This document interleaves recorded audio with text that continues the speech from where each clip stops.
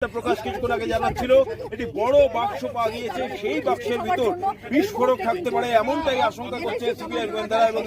এই গোটা বাড়ি ঘিরে নিচ্ছেন, অর্থাৎ বাড়ির ভেতরে এমন কিছু রয়েছে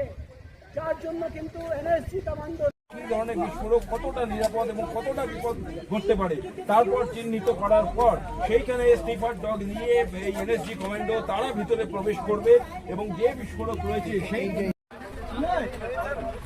इसको थोड़ा पीछे कर दूं क्या?